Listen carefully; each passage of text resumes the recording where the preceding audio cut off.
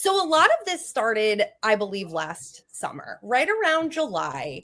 A casting call went out online on Instagram, and it was from the same casting agency that has cast Real Housewives of Dubai and some other Bravo shows. And it was looking specifically for Italian women, sort of entrepreneurs with deep roots here in Rhode Island, connected friend groups, family, that sort of thing.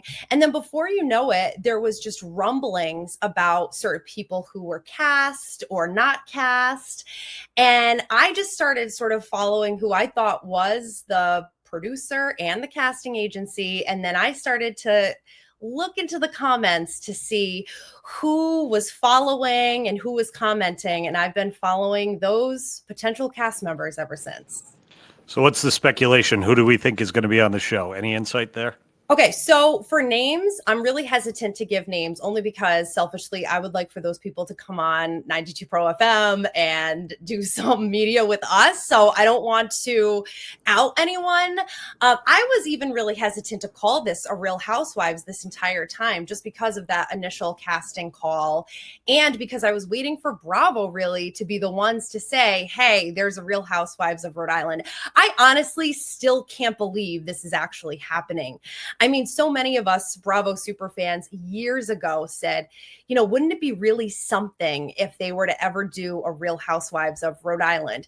It's very, what I think it's going to be very similar to like a Real Housewives of New Jersey, the original iteration of Jersey, where it was all about family and long friendships.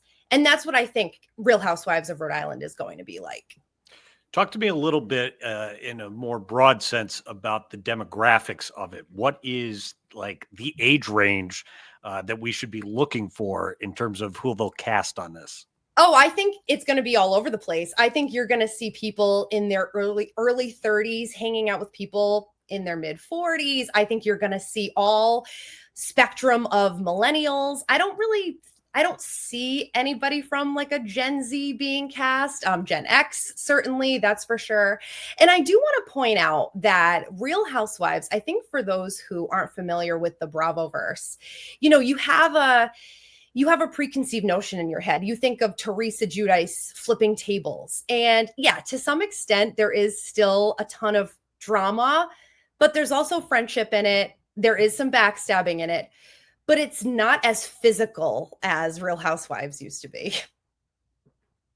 So explain, obviously, the name you just mentioned, Teresa Giudice. I think that stands out for a lot of people because, you know, she's been in the news. But for people not in the Bravo world, paint a picture for me. Like, what should the average Rhode Islander expect with this TV show if they see it filming on location or anything like that? Yeah, well, you're going to see a lot of what's so funny is I think that some folks think that filming is so glamorous, right? And it does look that way, but there's a lot of stops and starts when it comes to production. It's a lot of, all right, can I have you walk out of that coffee shop again and again and again?